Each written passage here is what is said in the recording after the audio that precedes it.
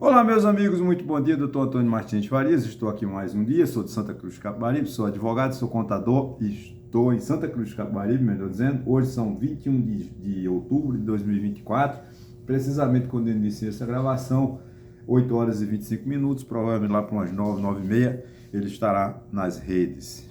Quero primeiro agradecer a Deus por estar vivo, a você, meu irmão, minha irmã, meu amigo, minha amiga, que tem dado seu like, tem feito seus comentários. Muito obrigado mesmo. Obrigado aos 511 inscritos, estou muito feliz com isso. Se você, a meta continua até o final do ano, passarmos de 1.000 inscritos. Falta pouco, eu conto com sua ajuda. Se você pedir para um amigo, para uma amiga, para se inscrever no meu canal, por favor, faça esse favor que é muito importante para mim. Vai ser muito, ficarei muito agradecido. Bom, hoje eu falarei, Não terminamos as eleições, que acho que são 15, parece que são 15 capitais, né, e mais cento e poucas cidades, com mais de 200 mil habitantes, que tem o segundo turno para eleição do prefeito. Mas todo mundo falando, eu não pude fugir do assunto, que é assim, a morte ou a falência dos partidos políticos.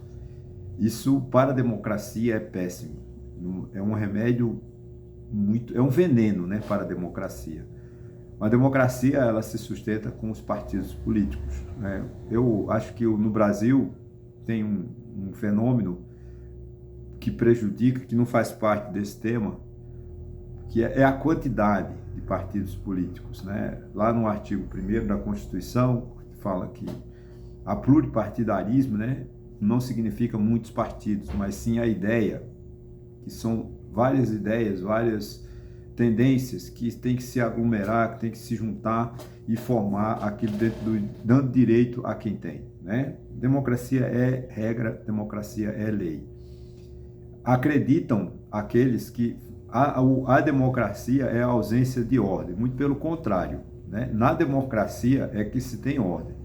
Quando não se tem ordem é na ditadura, né, que manda e aí entra a arbitrariedade. Isso aí não é ordem, aí é arbitrariedade, né? Muitos ainda saudosistas, principalmente os seguidores da ala, vamos dizer assim, da direita, o radical de direita que está predominando no nosso país, ainda saudosistas do regime militar, né, como o próprio ex-presidente Bolsonaro, que é ex-militar, e também, né, suas tentativas de golpe, sustentam ainda uma boa opinião de que na democracia tem desordem. Muito pelo contrário, a desordem é na ditadura, né? Porque mandam só e manda quem pode e não respeita o direito. Mas é curioso a gente entender, né? Todos os entendidos no assunto, menos eu, obviamente que eu não sou entendido, apontam, são na opinião de que, unânimes, os partidos envelheceram. Eu não acho, né? Talvez o acúmulo de partidos, como eu falei no início, formados por pessoas não interessadas em política, mas interessado apenas em ganhar dinheiro do fundo partidário, que é de 5 bilhões, as emendas parlamentares de 131 bilhões. Isso é que está fazendo com que a falência dos partidos, né? Porque nós temos partidos republicanos, né, nos Estados Unidos, Partido Democrata nos Estados Unidos, que desde 1791, 1787, que a democracia americana vem se sustentando praticamente dois partidos, né, os democratas e os republicanos. Na Inglaterra, os conservadores, né, os liberais, os trabalhistas. Da mesma forma, na Alemanha, né, lá também, na França, tem um problema na França, né, a direita, a esquerda. Portugal, a gente não pode, que tem um pouco, mas também tem tendência o PSD, partidos portugueses, que, né, de grandes lideranças políticas, né. O que acontece no Brasil é que o partido não é do povo, o partido é de uma pessoa. Isso é que está matando a política brasileira, matando a democracia. Pois é, o PT, vamos usar o PT, por exemplo, que é o partido que está no governo. Eu poderia usar outro, mas vou usar o PT. O PT, né, na década de 80, me surge Lula, né, se reúne lá intelectuais, professores da USP, né? E colocam Lula como líder sindical, barbudo, mal vestido, né? Um discurso agressivo, né? Foi candidato em 80, 82, ficou em quarto lugar, teve 11% dos votos, mas o Lula percebeu que para ele ser presidente da República, o cargo que ele almejava, ele precisava de mudar. E em 2002 ele assinou a tal da Carta aos Brasileiros, saiu da esquerda radical, que hoje talvez não poderia ser o Boulos, né, por exemplo, o PSOL, né, que é o radicalismo do PT, e Lula distancia-se por cento. Pega um vice do PL, que é o Alencar, né, José Alencar, que é empresário, ele sai daquele radicalismo do comunismo da Ucrânia, né? Que o PT tem uma raiz na Ucrânia, que é um dos piores comunismos que existia, né? Ditaduras, porque o comunismo, não estou falando do comunismo de Engels, nem de Marx, eu estou falando a ditadura da União Soviética, que não era comunismo, assim como não é na China, assim como não é na Venezuela, assim como não é em Cuba, não tem comunismo na sua essência.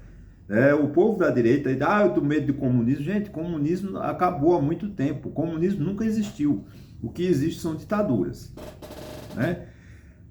Mas o Lula percebeu que ele era maior do que o Partido dos Trabalhadores. E ele foi, né? 2002, 2010, perdendo com Dilma em 2016, 2017.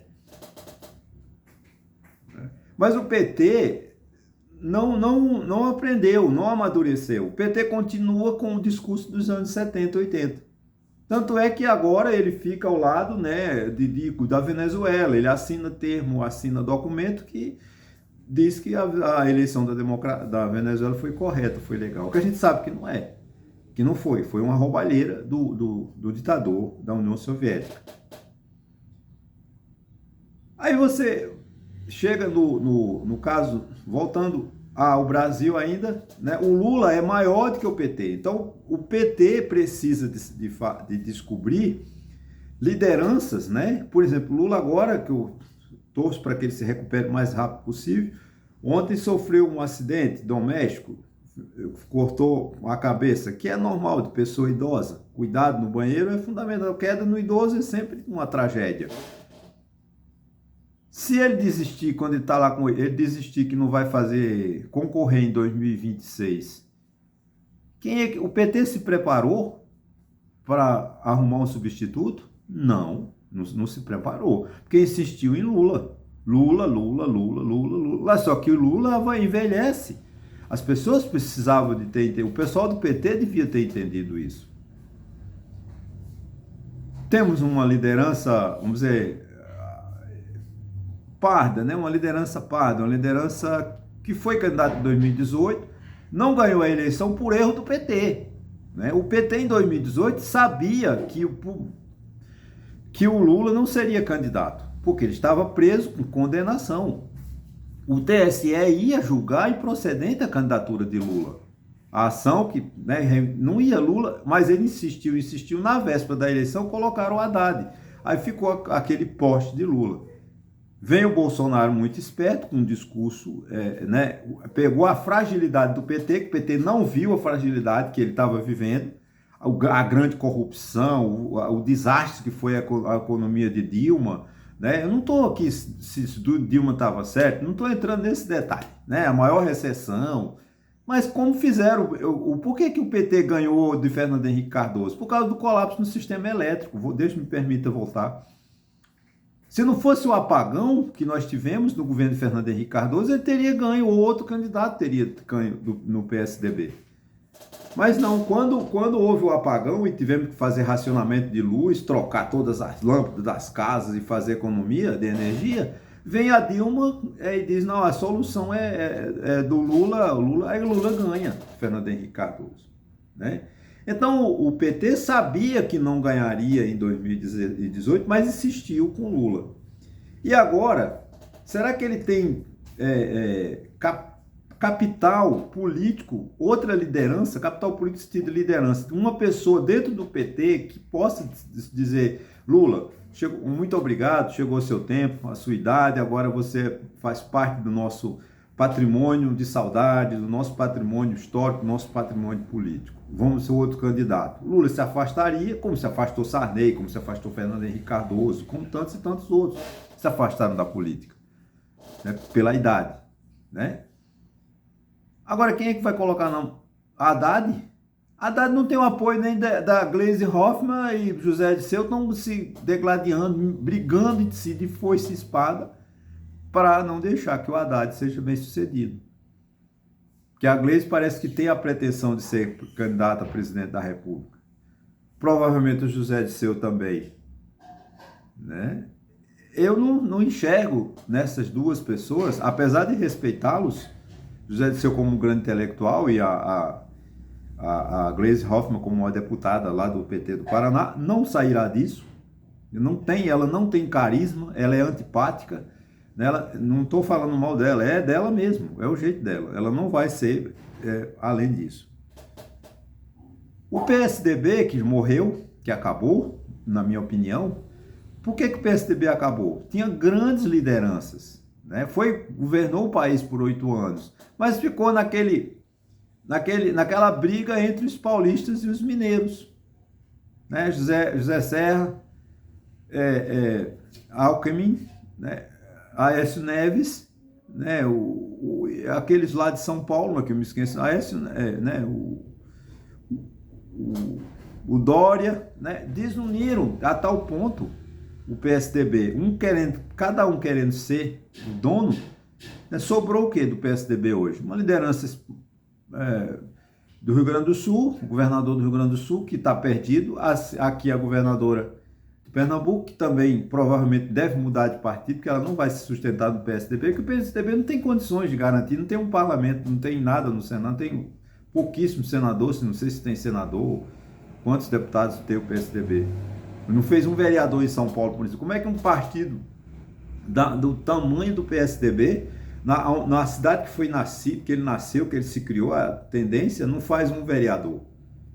Por quê? Por causa de falta de lideranças, né? A Luiz Nunes Ferreira, que era um grande político, em Manaus também tinha outro, que esqueci o nome, acho que esqueci o nome, né? As lideranças do PSDB. Aécio Neves apagado.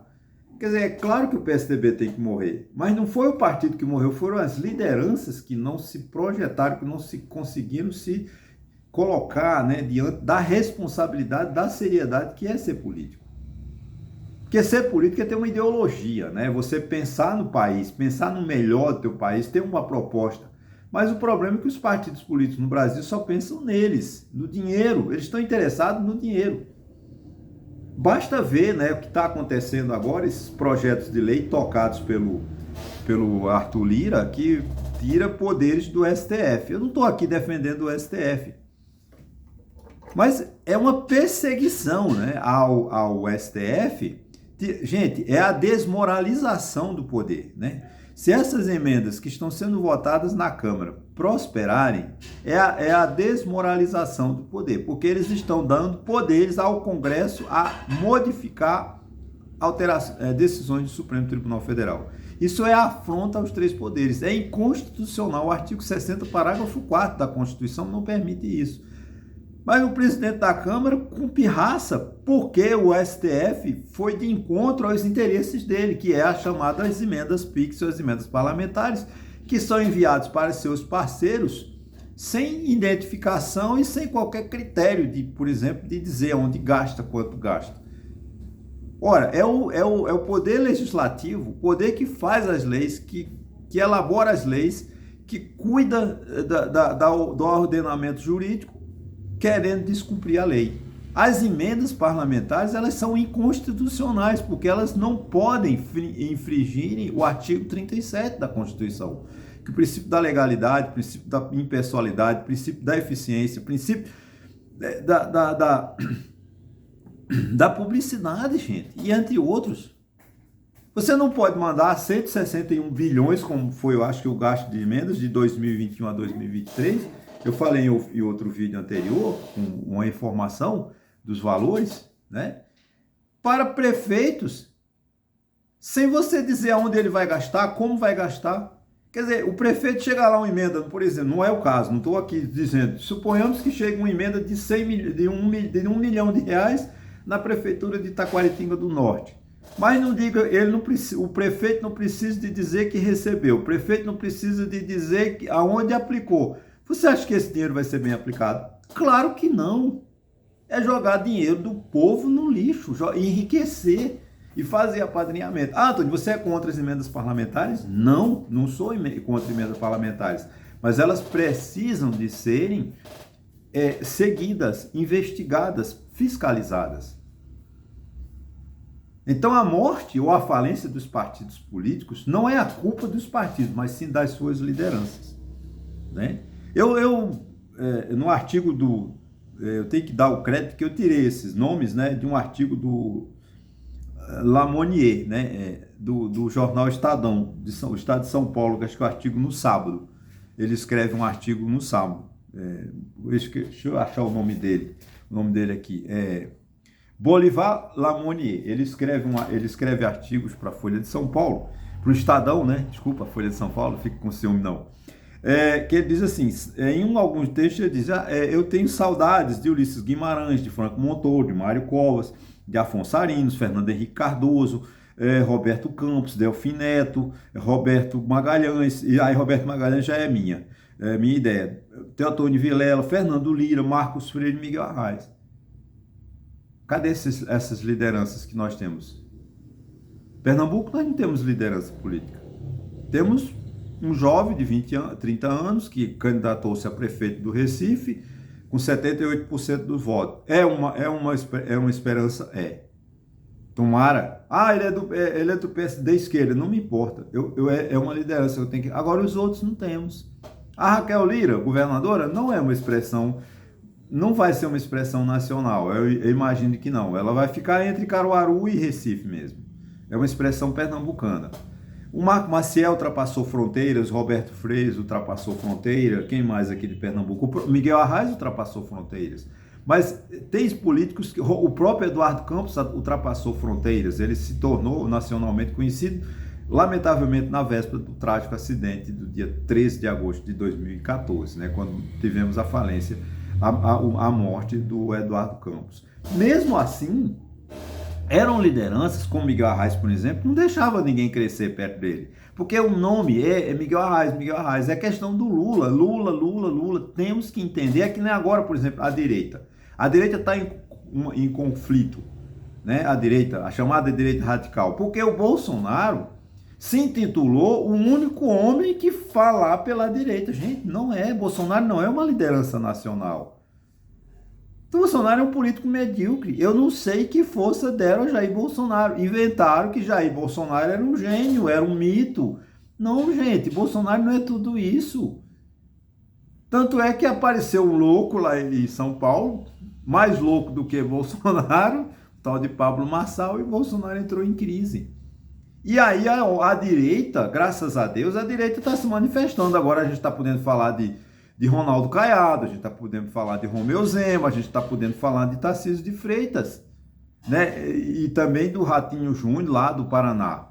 Eu não estou apoiando esses candidatos, mas eles através de Pablo Marçal, eles conseguiram sair, né? Viram água, o Bolsonaro estava os afogando, interrogando na piscina, dizendo, olha, vocês não abram a boca, porque se abrir a boca vocês vão morrer. Quem manda sou eu, a direita sou eu. Só que não é, né? Com o surgimento de Pablo Marçal, outras lideranças surgiram, que tomara que surjam, né? Que Bolsonaro não é o único pensador de direita, se é que Bolsonaro pensa, né?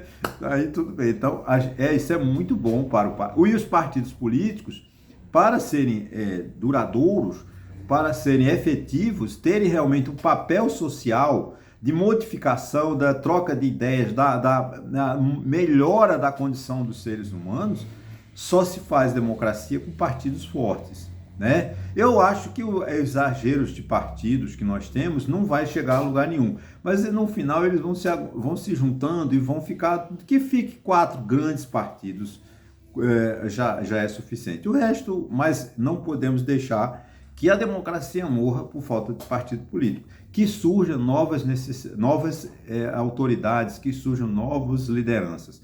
Eu estou muito feliz com as lideranças jovens que eu percebi nessas eleições, que eles conseguiram se nacionalizar. O filho de Eduardo Campos, o João Campos, que é o atual prefeito de Recife, e também a Tabata Amaral, que eu acho que é sua namorada ou sua noiva. É uma liderança que ela conseguiu, né, se nacionalizar, se tornar uma jovem política, que eu espero muito sucesso, que Deus as proteja, porque, Antônio, não tem o seu pensamento. Ok, não tá bom, não importa se eu concordo com o João Campos, se eu concordo ou não com o Tabata Amaral, mas são lideranças políticas que nós precisamos. Aí a gente precisa de Lula e tanto precisa de Bolsonaro. A gente precisa do bom, aí para dessas convergências ou divergências se chegue ao melhor para o povo, né? O radicalismo jamais, né? E radicalismo e a perseguição política também. Por exemplo, os três poderes têm que funcionar harmonicamente. Porque essa confusão do Congresso com o STF e o STF com o Congresso? Por falta de políticos honestos, políticos sinceros, políticos que realmente pensem no país. Mas essa direita radical que está no Congresso Nacional, ou esses conservadores, eles querem simplesmente bagunça. Eles querem, por exemplo, eles acham que porque são maioria pode mudar tudo. Não, gente. A maioria não pode tudo, porque existe uma coisa chamada Constituição. E a Constituição é o único órgão que fala sobre interpretar a Constituição, é o Supremo Tribunal Federal, que defende os princípios, está lá no artigo 102 da Constituição. O STF é o guardião dos princípios constitucionais. E os princípios constitucionais têm viés de futuro, têm viés da defesa das minorias. Então não dá para simplesmente, porque tem maioria no Congresso, eu vou fazer uma lei, criar crimes para eu demitir o ministro do STF. Gente, isso não existe. As leis de crimes do STF, a lei, acho que ela precisa de ser atualizada, mas o impeachment de um ministro do STF passa pelo STF. Então, se não tiver fundamento, qual é eles vamos para o impeachment de Alexandre de Moraes. Você pode discordar das decisões de Alexandre de Moraes. Agora, dizer que Alexandre de Moraes cometeu crime ao decidir, não, ele decide com base no fundamento na legislação, com fundamento nas regras que estão em vigor. Se a gente não está confortável com as regras, que as mude, mas mudar dentro dos princípios da nossa Constituição. Então, a falência e a morte dos partidos políticos é muito prejudicial à Constituição, prejudicial ao país.